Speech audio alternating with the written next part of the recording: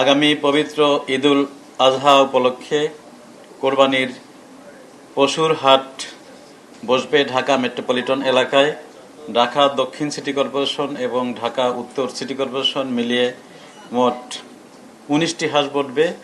এই 19টির ভিতরে দুটো হাট স্থায়ী সবসময়ই আছে, আর 17টি নতুন হাট বসবে। এজন্য দুই সিটি কর্পোরেশন থেকেই বিজ্ঞাপন দেওয়া হয়েছে এবং ইজারাদার নিয়োগ করা হয়েছে। তারা সেখানে হাট বসাবে নির্দিষ্ট স্থানে। ঢাকা মেট্রোপলিটন পুলিশের পক্ষ থেকে এই হাটের নিরাপত্তা উপলক্ষে ব্যাপক কার্যক্রম গ্রহণ করা হয়েছে।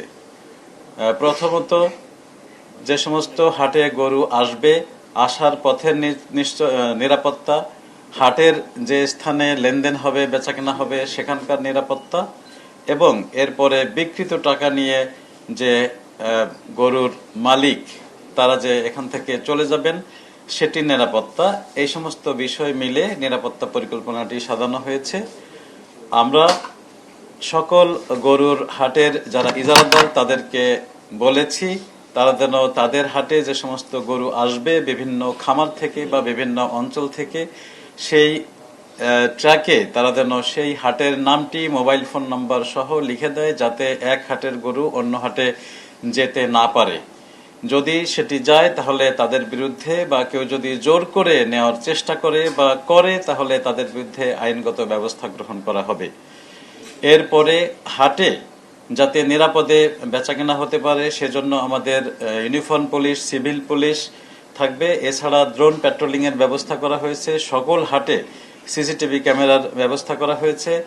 যে হাসিল বা ট্যাক্স যেটি নেওয়া হয় সেটি যাতে অতিরিক্ত যাতে নেওয়া না হয়, সেজন্য সেখানে যাতে আপনার হাসিলের হার নির্ধারণ করে সেটি লটকে রাখে সেজন্য তাদেরকে বলা হয়েছে। এবং যাতে জাল টাকা দিয়ে কেউ লেনদেন করতে না পারে সেজন্য জাল টাকার মেশিন বসাবে, সেজন্য বাংলাদেশ ব্যাংককে অনুরোধ করা হয়েছে এবং তারা সেখানে থাকবে।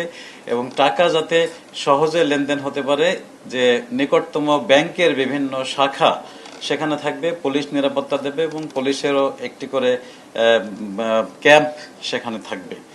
আমরা এই সকল নিরাপত্তার জন্য একটি সমন্বয় সভা করেছি এবং সমন্বয় সভা করে প্রতি হাটে একটি করে কোঅর্ডিনেশন কমিটি গঠন করা হয়েছে, যারা হাটের টোটাল নিরাপত্তা ব্যবস্থা নিশ্চিত করবে এবং সমন্বয় করবে। তারা নিজেদের একটি হোয়াটসঅ্যাপ গ্রুপ খুলে নিজেদের মধ্যে যোগাযোগ করবে, যাতে কোনো ধরনের কোনো সমস্যা তৈরি হতে না পারে।